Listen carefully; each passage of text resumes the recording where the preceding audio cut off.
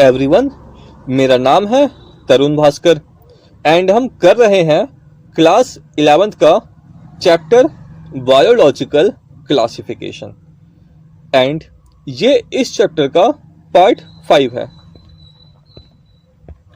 तो आज के वीडियो में हम पढ़ेंगे प्लांट किंगडम के बारे में, एनिमल किंगडम के बारे में, वायरस के बारे में, वायरॉइड्स के बारे में, प्रियॉन्स के बारे में, लाइकेंस के बारे में।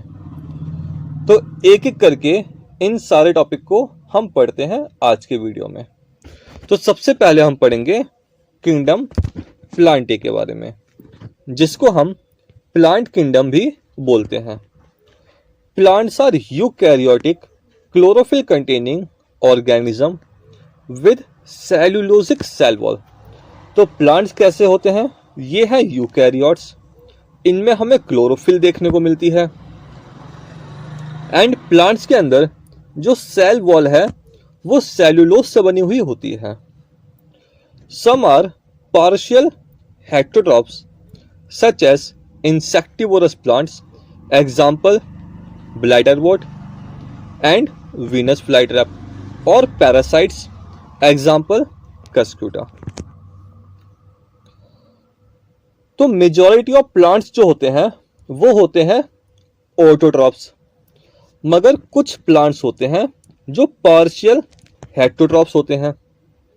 पार्शियल हेटेरोट्रॉप्स का मतलब है ये कुछ न्यूट्रिएंट्स तो खुद से बना रहे हैं, मगर कुछ न्यूट्रिएंट्स के लिए ये दूसरे ऑर्गेनिज्म के ऊपर डिपेंडेंट हैं, जैसे कि इंसेक्टिवोरस प्लांट्स हो गए। नाउ इंसेक्टिवोरस प्लांट्स के एग्जाम्पल है bladderwort and Venus flytrap. Now plants जो है ये पैरासाइट्स भी होते हैं एंड एग्जाम्पल है इसका Cuscuta. Plants include algae, bryophytes, pteridophytes, gymnosperm and angiosperm. तो प्लांट्स के अंदर हम ये सारे टॉपिक को कवर करेंगे जब हम प्लांट किंगडम पढ़ेंगे। Life cycle of plants has 2 phase. Plants की जो लाइफ साइकिल है उसमें हमें 2 फेज देखने को मिलते हैं। एक फेज है डिप्लॉयड स्पोरोफाइटिक एंड दूसरा फेज है हैप्लॉयड गैमेटोफाइटिक। एंड ये जो फेज होते हैं ये ऑल्टरनेट करते हैं एक दूसरे के साथ एंड इसको हम कहते हैं ऑल्टरनेशन ऑफ जनरेशन।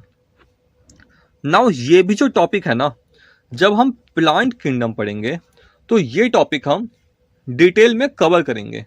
अगर आपको ये टॉपिक अभी समझ में नहीं आ रहा है तब भी घबराने की जरूरत नहीं है, क्योंकि प्लांट किंगडम में हम ये टॉपिक डिटेल में कवर करेंगे। The lengths of haploid and diploid phases and whether these phases are free living or dependent on others vary among different groups in plants।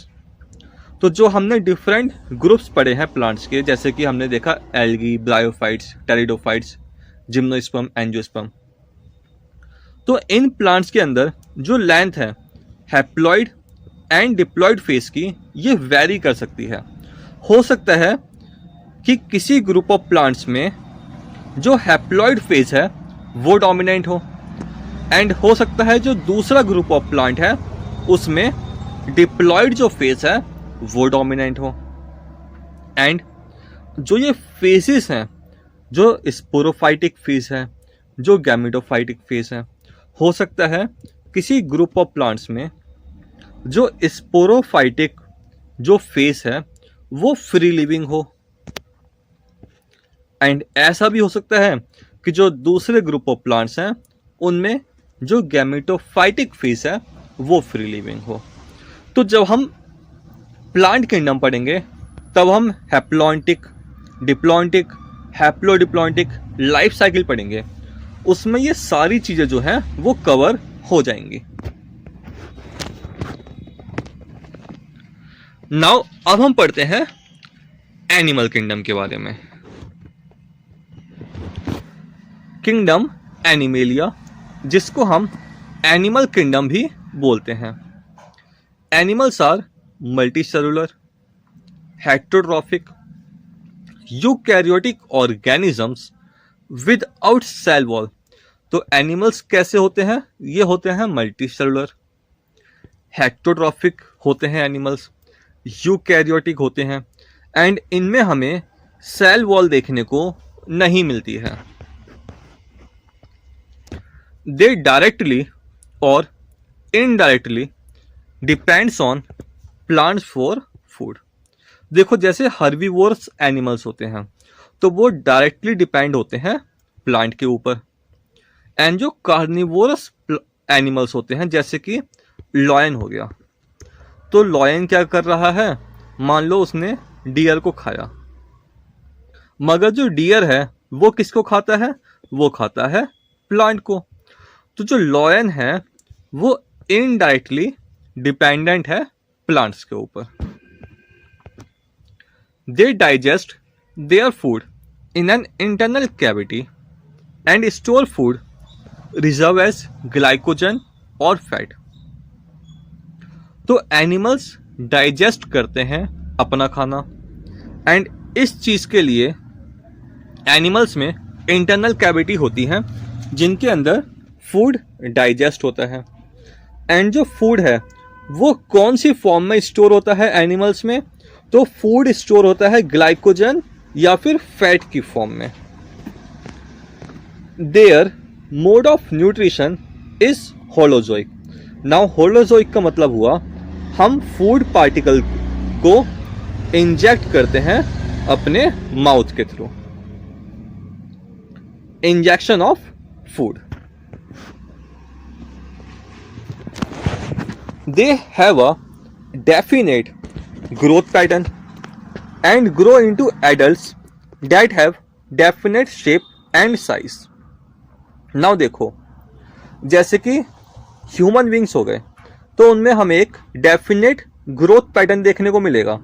जैसे कि सबसे पहले स्टेज आएगी इन्फेंसी की, फिर चाइल्डहुड, फिर adolescence, then adulthood and then old age. तो ये हमें कुछ डेफिनेट ग्रोथ पैटर्न देखने को मिलते हैं। एंड एनिमल्स में हमें एक डेफिनेट शेप एंड साइज देखने को मिलेगी। अब चाहे कोई से भी हम ह्यूमन बींग्स को लेंगे तो उसमें हमें एक स्पेसिफिक जो है वो शेप देखने को मिलेगी ह्यूमन बींग्स की, है ना। 2 हाथ होंगे, 2 आईज होंगी, 2 पैर होंगे, and so on. Higher forms show elaborate sensory and neuromotor mechanism. Now देखो, जब हम एनिमल किंगडम पढ़ेंगे तो उसमें हम पढ़ेंगे कि जो हायर एनिमल्स हैं उनमें हमें एक elaborate sensory and neuromotor mechanism देखने को मिल रहा है। इलेबोरेट मतलब एक कॉम्प्लिकेटेड हमें यहाँ पे नर्वस सिस्टम देखने को मिलता है, जबकि जो लोअर फॉर्म्स हैं एनिमल्स की जैसे कि नाइडेरियंस हो गए तो इनमें हमें एक सिंपल नर्वस सिस्टम देखने को मिलता है।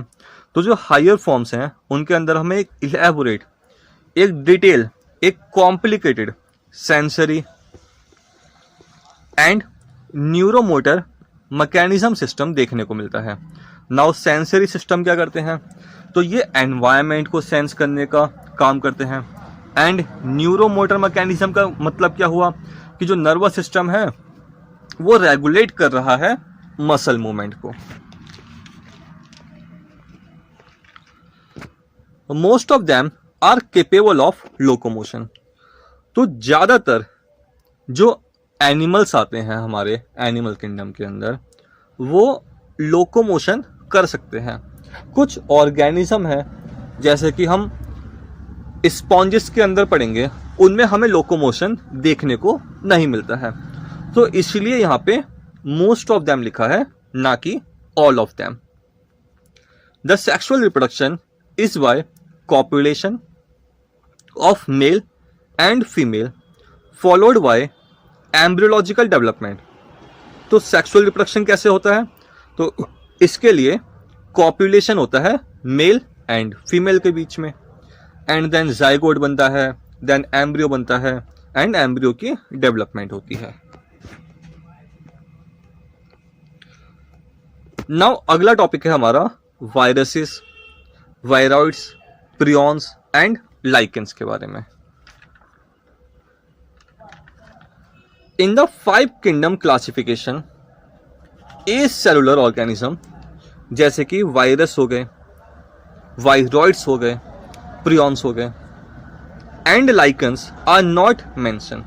तो जो 5 किंगडम क्लासिफिकेशन था जो कि दिया था R.H. विट्टेकर ने, उसमें जो ए सेलुलर ऑर्गेनिज्म है, नाउ ए सेलुलर ऑर्गेनिज्म का मतलब हुआ कि इनमें हमें जो सेलुलर स्ट्रक्चर है वो देखने को नहीं मिलता है ना। एंड ए सेलुलर ऑर्गेनिज्म के अंदर आ गए हमारे viruses, viroids and prions.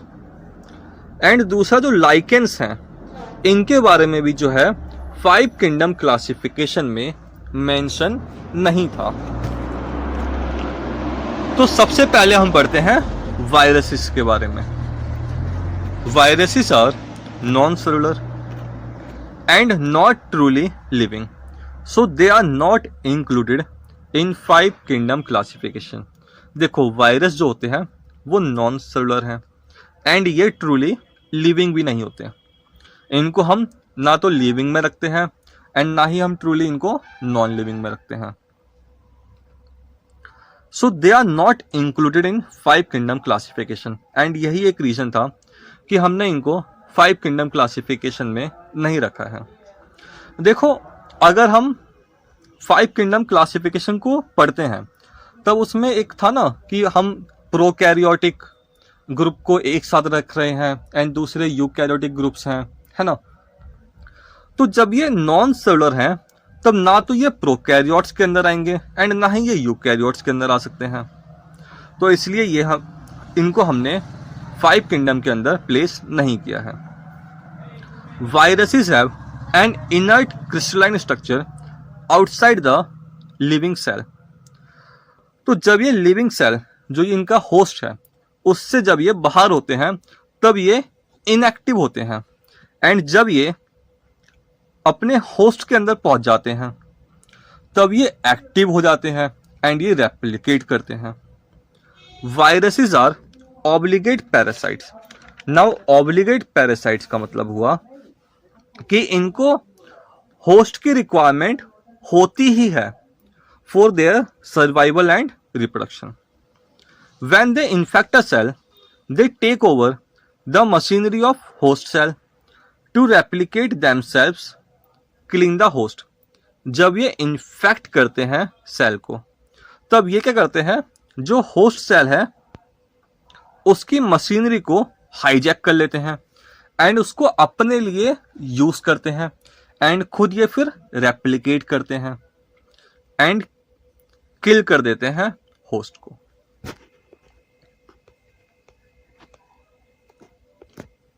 Lewis Pasteur gave the name virus. तो जो लुईस पैस्टर थे इन्होंने दिया था नाम वायरस, एंड वायरस का मतलब होता है वेनम या फिर पॉइजनस फ्लूइड। नाउ इसके बाद आए डीजे इवानोव्स्की। 1892 में इन्होंने डिस्कवर किया था वायरस को। He recognise certain microbes that cause mosaic disease of tobacco.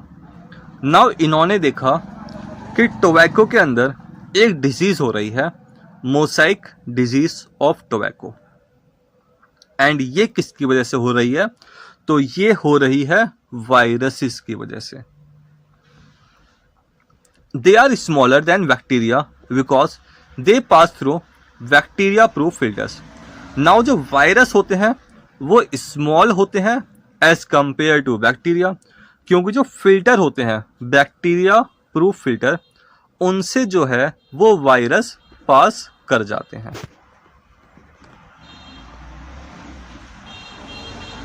MW विजरिनेक 1892 में इन्होंने डेमोन्स्ट्रेट किया कि जो एक्सट्रैक्ट होता है इन्फेक्टेड टोबैको प्लांट का ये इन्फेक्शन कर सकता है हेल्दी प्लांट्स के अंदर।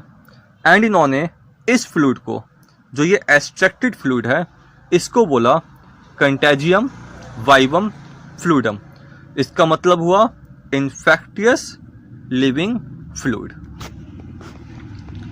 नाउ इसके बाद आए WM Stanley 1935 show that viruses could be crystallized and crystal consist largely of proteins।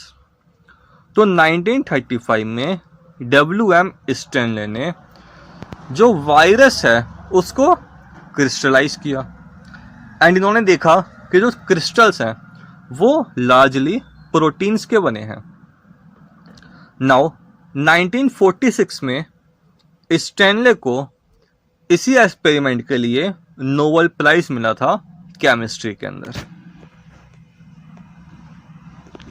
A virus is a nucleoprotein that is it has a protein code जिसको हम कहते हैं कैप्सिड एंड जेनेटिक मटेरियल जो कि RNA भी हो सकता है या फिर DNA भी हो सकता है। तो वायरस क्या है? एक न्यूक्लियोप्रोटीन है, मतलब ये न्यूक्लिक एसिड एंड प्रोटीन से मिलकर बना है। जो प्रोटीन कोड होता है इसको हम कहते हैं कैप्सिड एंड इनके अंदर हमें जेनेटिक मटेरियल देखने को मिलता है जो कि या तो RNA हो सकता है या फिर DNA हो सकता है। किसी भी वायरस में हमें दोनों RNA एंड DNA एक साथ देखने को नहीं मिलते हैं।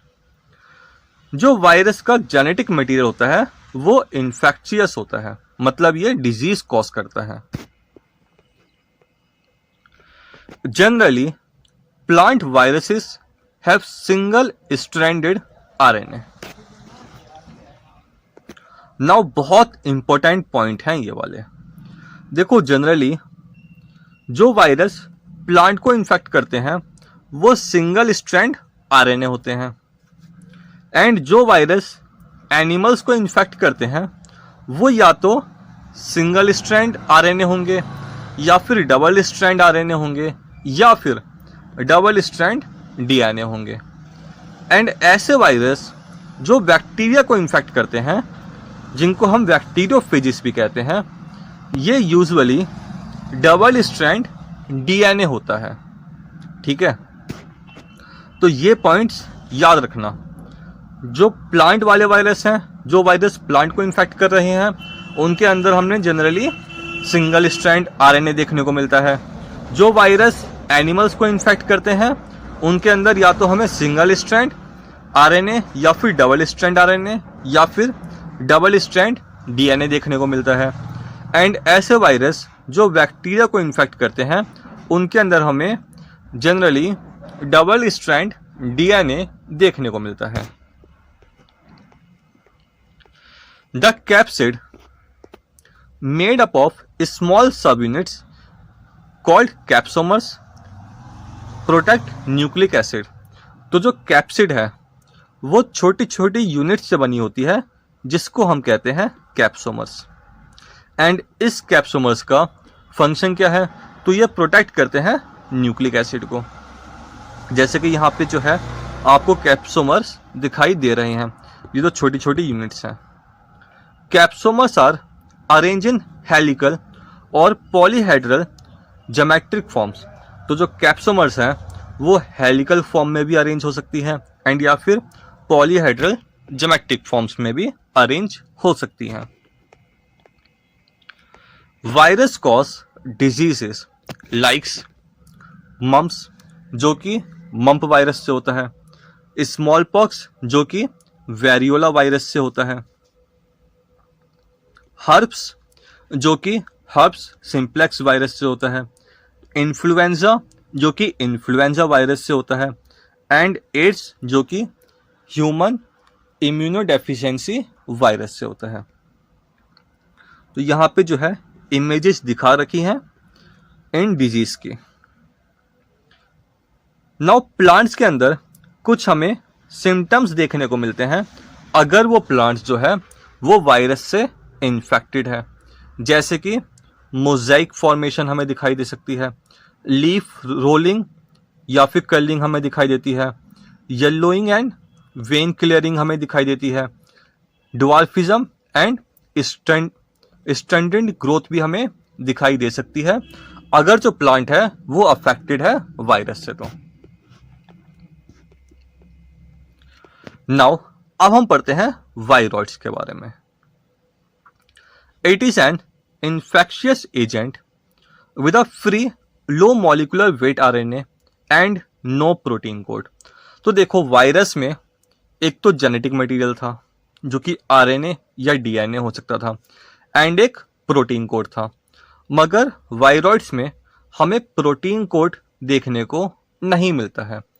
इसमें लो मॉलिक्यूलर वेट का हमें एक आरएनए देखने को मिलता है।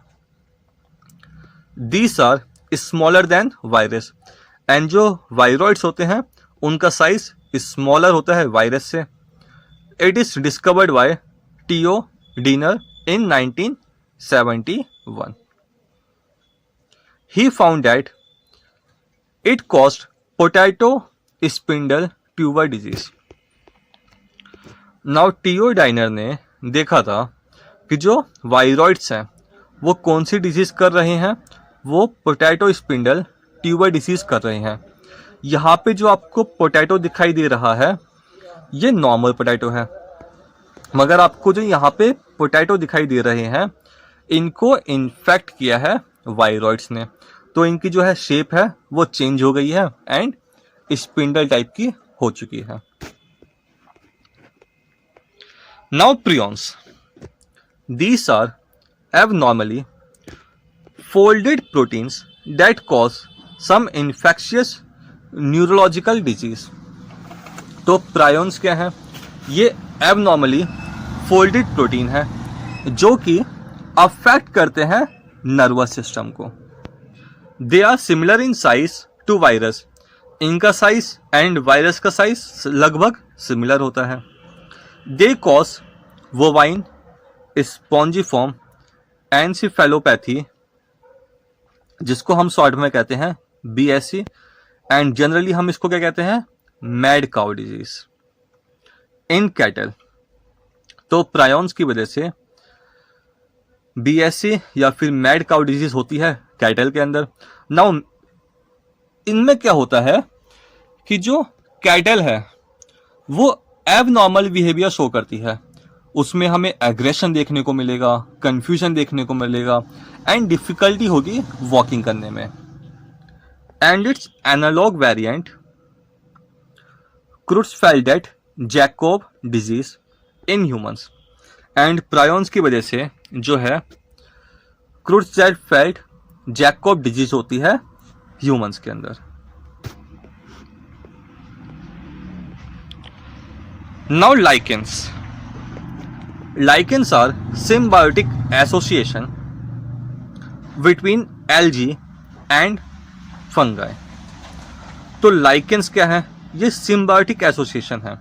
symbiotic का मतलब कि जो दोनों ऑर्गेनिज्म हैं वो साथ में रह रहे हैं एंड दोनों को जो है वो फायदा हो रहा है, ठीक है। एंड लाइकेंस में जो दो ऑर्गेनिज्म एक साथ हैं वो है algae and fungi. The algal component is called phycobiont.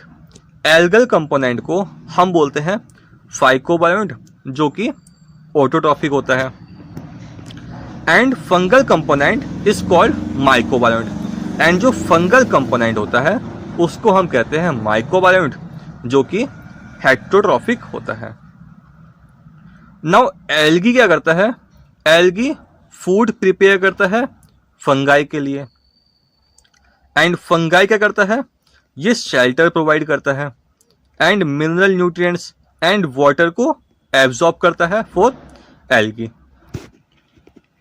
जो लाइकेंस होते हैं वो वेरी गुड पॉल्यूशन इंडिकेटर है, क्योंकि जो लाइकेंस हैं वो पॉल्यूटेड एरियाज में ग्रो नहीं कर पाते हैं, इसलिए ये गुड इंडिकेटर है पॉल्यूशन के। तो आज के वीडियो में इतना ही है। अगर आपको वीडियो पसंद आया हो तो प्लीज चैनल को सब्सक्राइब करें एंड वीडियो को लाइक करें। Thank you.